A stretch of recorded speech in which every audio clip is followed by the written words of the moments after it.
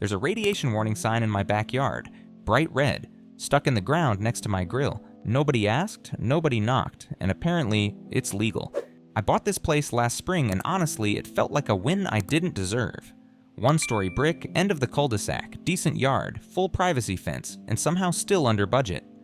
I walked through it once and said yes before I even saw the kitchen. I didn't need fancy, I needed quiet. I work water systems for the city, not glamorous, not remote, not desk-based, which means that by the time I get home, I'm usually dragging mud, half-deaf from machines, and all I want is silence and meat on the grill. No roommates, no noise, no people asking dumb questions like, "How's your day been?" So I turned that backyard into my zone, leveled the slope, cleaned out the weeds, built out a little patio. Nothing fancy, just stone, gravel, 2 chairs, and a grill I didn't skimp on. That grill's the only thing I spent real money on. Not because I love cooking, because it meant something. It meant this was mine. I'd walk out back after a 12-hour shift, light it, sit down with a beer, and everything else could burn. I was off the map. The HOA was in the papers, sure, tucked behind mortgage disclosures, insurance disclaimers, signatures in triplicate. I skimmed it. They collect a monthly fee, they maintain community standards, they don't allow people to paint their houses neon green. Fine. I paid it, auto-drafted, and moved on. They weren't in my face, I wasn't in theirs. I didn't go to meetings, I didn't care about the flower bed committee. They sent out emails once a month, the kind nobody reads, the kind that start with friendly reminder and end with threats of fines. I deleted them all. I figured pay your dues, mow your lawn, don't be a problem. That's the deal, right? For almost a year, I didn't hear a single thing from them. No letters, no complaints, no weird notices on my door. Not one word. Then one night, I come home from work, step into my yard, and find a giant red warning sign stuck in the dirt like a damn stake through the heart of everything I built. That's when I found out how wrong I'd been. The first time I noticed something was off, it didn't even register as a big deal. I got this letter in the mail, not email, actual envelope, with my name printed in that generic HOA font they use for everything. Same paper, same layout. I almost tossed it straight into recycling, but something about the wording caught my eye. It wasn't a reminder or a notice. It was titled Infrastructure Update Notification. Never seen that one before. Inside, it said my property had been selected for a neighborhood improvement initiative. Selected, like I'd won something. It mentioned signal optimization and limited impact equipment installation, scheduled for some time in the next few weeks. No date, no time, just a paragraph saying it may involve temporary access to easement adjacent zones. Now look, I'm not a lawyer, but I know what the word easement means. I've worked on city mains. I've seen what people try to pull under that word. It's the slipperiest word in the book. Means we're gonna stand on your land and act like it's ours. The thing is, my property lines are tight. There's no public access running through it, no utility boxes, no manholes. I double-checked my survey that night just to be sure, and yeah, everything from my back fence inward is mine. No easements, no shared paths, no gray areas. So I figured, whatever, probably a template letter, some kind of automated nonsense that got sent to the whole block. I didn't even bother responding, just made a note to keep an eye out for trucks. Week goes by, nothing happens. Until I notice a weird little flag. You know those orange utility flags? Yeah, one of those popped up in my backyard. Not on the edge, not by the fence, dead center. Bright orange plastic stuck into the dirt right next to my grill slab. No markings on it, no company logo, just a little plastic tag waving in the wind like it belonged there. I stood over it for a good 10 seconds, trying to figure out if this was a prank, a mistake, or some new level of HOA micromanagement. I pulled it out, tossed it in the trash, and didn't think too much about it. Next day, it was back, in the same spot. That's when I knew, this wasn't random. Someone was walking into my yard, not just peeking over the fence, walking in, planting shit, and leaving without a word. So I called the HOA. First time I ever did that.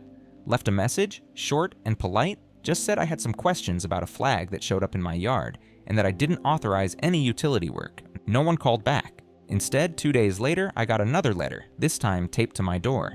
Site preparation scheduled, no action required. That was it. No signature, no number to call, just that sentence. Like I was supposed to be excited, like I'd just ordered a couch and forgotten about it. I stood there staring at that note for a long time. That grill slab? I poured that concrete myself, mixed it in a bucket over 3 weekends, laid it by hand, and now there's an invisible countdown running, and I'm not even invited to the conversation. That was the moment I felt it. This wasn't going to be one of those write a strongly worded email situations. This was going to be war. They just hadn't told me yet. The first thing they touched was the gravel. I came home from work and found that half my patio, the part I'd laid down with crushed stone by hand in a pattern I actually liked, had been shoveled up and piled to the side like yard waste. No warning, no call, nothing. Just gone. Underneath, fresh cut lines in the dirt, like someone had marked coordinates. There was a little white spray paint X right in the center. Someone had spray painted my backyard. Not the city, not the power company, the HOA. There was also a laminated sign zip-tied to my fence that said, "Underground access authorized, do not remove." In all caps, like I was gonna rip it down out of spite. I stood there for a solid minute, just absorbing it, looking at the ruined gravel, the sign, the paint, the quiet violation of it all. My house felt smaller, not because they took something big, but because they didn't even feel the need to knock. That night I didn't sleep much. I kept thinking about who came into my yard, how they got in, what else they might have done. I rechecked the locks, checked the fence gate 3 times, sat by the window with the lights off like a paranoid idiot just watching for flashlights or boots or clipboards. The next morning I called the HOA again, and this time I didn't bother being polite. I asked who authorized digging on my property. I asked who gave permission to enter without notice. The woman on the other end, pleasant voice, zero emotion, said, "Sir, that area has been designated a shared service zone under the updated regional layout. It's covered under standard utility easement procedures as outlined in your homeowner agreement." I said, "There is no utility easement on my property." She replied, "The updated records reflect otherwise." That phrase, "the updated records reflect otherwise," stuck in my head like a thorn. It felt clinical, practiced, like something they'd said before, to someone else, and meant to shut the door on any argument. I hung up without another word. Later that week, the real violation happened. I got home and found a cabinet, an actual metal cabinet, bolted to the inside of my back fence. Waist height, matte gray, vented on all sides, 2 padlocks, both industrial. A sticker on the front said, "Property of Signal Corps Infrastructure /FCC ID 4XZ-108T/do not tamper." It was humming, slightly, barely audible, but it was there. They had installed telecommunications equipment on my property, on my goddamn fence, and I didn't even know what it was broadcasting, receiving, emitting, nothing. I pulled out my phone and started recording.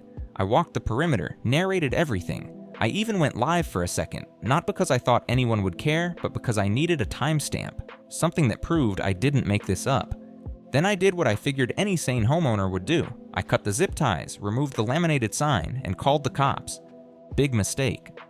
When the officer showed up, I was still outside, waiting. Told him straight, "Someone's been installing shit on my property without my consent. I want it gone." He asked to see ID, then he asked if I had proof it was my property.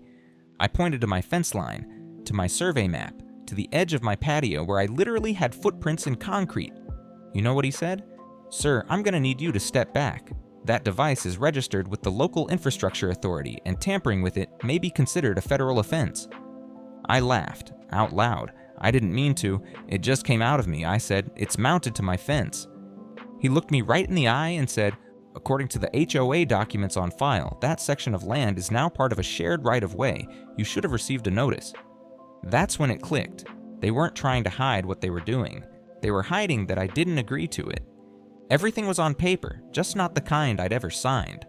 And now I had police on my lawn, a humming metal box on my fence, and a hole where my patio used to be. They weren't creeping anymore. They were already inside. So I tried to do it the right way. I printed out my original property survey, highlighted the fence line, and drove it over to city planning. Walked in with a folder and everything, like a guy who believes paperwork still means something. Lady at the desk looked at me like I was asking for a unicorn license. She tapped a few keys and said, "According to county records, the parcel boundary was updated in March." I asked, "Updated by who?" She looked again. "Says here the HOA submitted a revision, approved by a licensed surveyor and logged through regional assessor's office." I said, "But I never signed off on anything. That's not even close to the correct boundary." She just shrugged, not even apologetically, just bureaucratic indifference. I asked for a copy. She printed it for me, and sure enough, on the diagram, my property line now ended exactly 3 feet before the fence, just enough to make the equipment install look compliant, just enough to steal my yard without triggering an alert. It was clean, it was neat, it was surgical. I went back home, got out my old closing documents, and compared everything line by line, the original survey, the new fake one.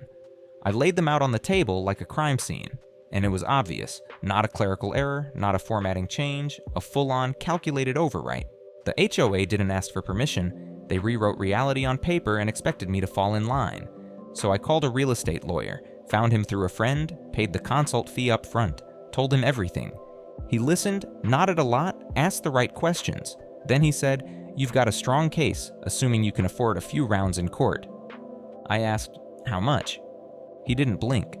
Low end, $10,000 to $15,000. And that's if we don't hit appeals. I don't have $10,000 to $15,000 lying around. I'm not suing a telecom company with my grocery money, so that option died before it even got to breathe. Still, I wasn't done. I filed a formal complaint with the city zoning board. Took me hours, forms, scanned documents, signed affidavits. I submitted every photo, every letter, every timestamp. I had receipts, I had diagrams. I made it airtight. A week later, I got a reply. "This issue falls under the jurisdiction of your homeowners association. Please consult your HOA representative for further resolution." I could feel my blood pressure go up just reading it. I wasn't even mad anymore. I was insulted. They didn't even pretend to look into it. Just kicked the can right back to the people who caused the problem. So I tried the HOA again. This time I emailed directly, not the info at address they give out in newsletters, but the individual board members I found on the community directory. I attached the old survey, the new updated version, and a very polite message that basically said, "I didn't sign this and I need someone to explain how this happened." Guess who replied? Shelley, president of the HOA, queen of calm gaslighting. Her email read like a customer service bot with a law degree. "Thank you for your inquiry. Please rest assured that all modifications to the parcel layout were made in accordance with regional development guidelines and approved survey documentation. No further action is required at this time." She even signed off with "warmly," like she'd just sent me a cookie recipe. I stared at the screen for a long time. I didn't reply. I just sat there, rereading the part about no further action is required. Like I was the one making this complicated. Like I was the problem. That night, I heard a hum coming from the cabinet on the fence. Same as always, soft, low frequency, steady, except now it sounded personal. I'd tried their way, I'd gone through the process, I'd followed the rules, and they used those rules to screw me in broad daylight. So if they wanted me quiet, cooperative, checked out, they picked the wrong guy. And at first, I was just looking for a way to prove the survey was fake. That's it. That was the goal. Find the one piece of paper that showed they screwed up, that the HOA had crossed a line, and maybe I'd get a rollback, or at least stop the trenching before they laid something I couldn't pull out of the ground. So I started digging. Figuratively this time. I requested a full parcel history from the county. Public records, archived zoning changes, plats, permits, anything they had. It cost me $40 and 2 days of waiting. When the packet came in, it was thick, but I went through every page like it was life or death. That's when I found it. One document buried halfway through, a memo attached to the revised survey, not from the county, not from the HOA, from a company I'd never heard of, Madden Ross Infrastructure Holdings. It looked like a consulting firm, sounded harmless enough, but the letterhead wasn't. At the top, just below their name, was a list of affiliates: Signal Corps Telecom ClearGrid, MetroServe, and Nextree 5. That last one stopped me cold. Nextree 5 was the same telecom company stamped on the back of the gray cabinet bolted to my fence. I remembered the logo because it had the most corporate-sounding motto I've ever read: "Connect everything, everywhere, instantly." That memo, it wasn't just an FYI, it was a directive. It outlined target zones, access corridors, shared microcell infrastructure points, and listed individual parcels by address. Mine was one of them. Not only that, it referred to my lot by number as a confirmed easement retrofit via third-party proxy. That phrase hit me like a punch to the chest. Third-party proxy. That was the HOA. They'd given up my property, my real, legal property, as part of a bulk lease agreement, without telling me, without telling anyone. I kept reading. The contract was signed 6 months ago, which means they'd planned this, long before that little orange flag showed up, long before I ever complained. They were just waiting for rollout. My yard, my backyard, was already marked as a deployment zone in a master plan filed half a year ago. I scanned to the bottom. The signature? Shelley Braxton, president of the HOA. But she wasn't listed as president on this form. She signed as site liaison, Madden Ross Infrastructure Holdings. And next to her name, in tiny legal print, was a clause. Liaison compensation shall include incentive bonuses based on compliance rate and project timeline adherence. That's when everything clicked. This wasn't some neighborhood beautification project. It wasn't even about signal coverage. It was about money, real money. Shelley had sold our yards, mine included, to a telecom firm through a shell company. She had rewritten parcel maps, forged consent through HOA representation, and masked the entire operation as infrastructure enhancement under a generic utility clause buried in our bylaws. And here's the part that still makes my hands shake. When I cross-checked the deployment map against the HOA's internal layout, the one from their last newsletter, I realized something else. Mine was the only house in the neighborhood with equipment mounted directly on the property. Everyone else got boxes on shared poles, on sidewalks, on utility strips. But me? I had the hub, the backbone, the relay node, because of where I sit on the block. Because I'm on the corner. Because I didn't show up to meetings. I was the perfect target. They picked me because I was quiet. Because I was easy. Because they thought I wouldn't fight. That night, I didn't eat, didn't drink. I just sat there, staring at the memo, rereading every line. And somewhere around 2 a.m., I made up my mind. They don't get to pretend this didn't happen. I don't care how clean their paperwork is. I don't care how much money's behind it. This ends with them losing. One way or another, I was taking it all down. I didn't really sleep after I found that memo. I just sat there in the dark with this sick, solid feeling in my chest. Not fear, not even anger anymore, just focus. Like something locked into place. I knew what they'd done. I knew why. And I knew I wasn't gonna let it slide. But I also knew this wasn't a street fight. I couldn't just rip the box off my fence and throw it on Shelley's lawn. That'd be the fastest way to get arrested. No, if I was gonna win, it had to be their kind of fight. Quiet, documented, precise. So I started gathering everything. Every email, every letter, every photo I'd taken of the backyard since I moved in. I pulled out my closing documents, the original survey, even the old inspection report with a sketch of the fence line. I dug out everything I had, laid it all across the kitchen table like a war map. I backed it up, twice, printed it, copied it, labeled it. I'm not a paranoid guy by nature, but I've worked enough city jobs to know how fast records can go missing when someone up the ladder wants them to. I wasn't giving them that chance. Then I filed a formal complaint with the State Utilities Commission. I phrased it carefully. Not emotional, not accusatory, just clear. Just facts. I listed the relay cabinet, the fake survey, the easement I never agreed to, and the telecom company I'd never heard of using my property like a utility pole. I attached everything, screenshots, maps, timestamps. I gave them more than they asked for. Next thing I did was start digging into the people behind the equipment. I remembered the name stamped on that box, Nextry 5. Didn't ring a bell at first, but when I looked it up, turns out they're one of those infrastructure partners that doesn't do public installs directly.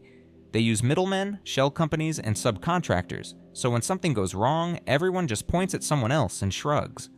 One of those companies was Madden Ross, and the name on the contract, Braxton Consulting, as in Shelley Braxton, HOA president, the same woman who smiled at me in flip-flops during the neighborhood trash cleanup last spring and told me how much she loved what I'd done with the gravel. That woman signed a business contract to lease out my yard, and got paid for it through her son's fake-ass consulting firm. That was the moment I stopped thinking of her as the HOA president. She was just another suit, another liar in a clean cardigan pretending this was about community improvement, when really it was a cash grab built on silence and fake consent. I still needed proof from the ground though, so I went after the install crew. I'd snapped a photo the day they dug the trench, caught their truck in the frame. Big white van with Delvin Fiber Solutions on the side. I called the number, told them I had an issue with an install. Guy named Jesse called me back the next day. Didn't take much. I didn't even push. Just asked him what they had been told about my yard. He started talking before I could hit record. Said it felt off. Said they were rushed. Said the permit numbers didn't scan right and they were told not to engage with the resident if possible. I asked if I could record. He paused. Said sure, just not to put his name out there. I got it all. His voice, his doubts, him saying the order came through Madden Ross and the HOA had it all cleared. That was the last piece I needed. I had documents, photos, maps, the money trail, and now a guy who helped build the damn thing admitting it wasn't right. I wasn't crazy, I wasn't paranoid. They did this on purpose, on paper, and in broad daylight, and now I was gonna drag them out into the same daylight, not with a bullhorn, not with a protest sign, with every fact they thought no one would bother to find. If they wanted this to be quiet, too late. The first shot I fired didn't make a sound. I sent a certified packet, printed, sealed, and hand-delivered to the State Utilities Commission, marked attention to the Director of Enforcement. Inside was everything: the photos, the old survey, the new fake one, the memo from Madden Ross, the audio recording of Jesse, the money trail to Shelley's Sons LLC. No commentary, no rant, just evidence stacked like bricks. I knew they'd open it, and once they opened it, they couldn't unsee it. Then I uploaded a digital version with a few redactions to a file-sharing site, just in case. After that, I took it public. I reached back out to the local reporter who'd shown interest before. His name was Avery. Quiet guy, wire-rimmed glasses, looked like he'd rather be writing about cats stuck in trees. But when I dropped the phrase easement fraud, he perked right up. I gave him everything. Let him read the Madden Ross memo himself. Played him Jesse's recording, showed him the fence box. His eyes got wide. "Holy shit," he said. "You're telling me this is happening under homeowners' noses?" "No," I said. "It's happening with their names forged." He didn't need more. The article dropped 3 days later. Headline was subtle, almost polite. Private telecom deal raises questions about HOA transparency. But the body of it? Brutal. Avery laid it out step by step, how Madden Ross secured land access through quiet HOA partnerships, how local residents were never notified, how my fence had become a permanent relay hub, and how our HOA president had signed a contract through her son's LLC for consulting services. He even embedded a snippet from Jesse's audio. Not the whole thing, just enough to make it real. The story caught fire locally. Twitter threads, Reddit posts, a Facebook group popped up overnight. Stop the signal. Half the comments were people in other neighborhoods asking, "Wait, is this happening to us too?" And that's when the HOA cracked. They called for an emergency meeting. First one I'd ever gone to, held in the recreation center by the pool. Plastic folding chairs, awkward lighting, and about 40 people who all looked like they'd just come back from the same funeral. Shelley was up front, standing behind a podium like she was still in control. But the second she opened her mouth, people started shouting. "Why weren't we told? You used my dues to rent out his yard? Did you sell our addresses too?" It was chaos. For 5 solid minutes, she just stood there, trying to smile through it. That same fake calm she used in emails, but it was done. The spell was broken, and I hadn't said a word yet. Then someone from the Utilities Commission stood up. A real suit. Badge clipped to his pocket. He announced that an investigation had officially opened into fraudulent easement acquisition and improper equipment installation on private land. Said the commission had received credible documentation and would be conducting property-by-property reviews. Someone asked if it was criminal. He said, "We're not ruling that out." Shelley froze. She tried to push blame, said she'd relied on outside contractors, that Madden Ross had provided assurances that no one was forced, that everything was standard practice. So I raised my hand. She locked eyes with me. You could see the calculation happening behind her forehead, like maybe she could salvage it. Maybe she could still flip the story. So I stood up and said calmly, "My name was forged on a contract I never saw. My yard was reclassified without consent. Telecom hardware was installed on my property without permits. I have it all in writing. You lied. You knew." And then I held up the binder. I brought copies. Dead quiet. I walked up to the front row and dropped the binder on the edge of the table. You could hear the plastic rings slap against the surface. Someone behind me clapped. Another stood up and said, "Where's mine? How much of my yard did you sell?" And that was it. Shelley didn't say another word. She left the room with her head down, still clutching her clipboard like it could shield her from what was coming. And me? I sat back down, let the noise roll over me, and just breathed for the first time in weeks. This wasn't over. Not yet. But I'd finally stopped playing defense. By the end of that week, the HOA board was in full meltdown. 3 members resigned within 48 hours. Shelley tried to hold on, of course she did, sent out this long, fake sincere email full of phrases like miscommunication at scale, and our intent was never to create division. She used the word unfortunate 6 times in 3 paragraphs, and still managed to not admit a single thing. Didn't matter. Nobody was buying it.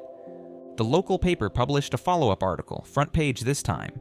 Full headline, "Resident exposes telecom deal, forged easement, HOA under investigation." They printed side-by-side images, my original property map and the edited one.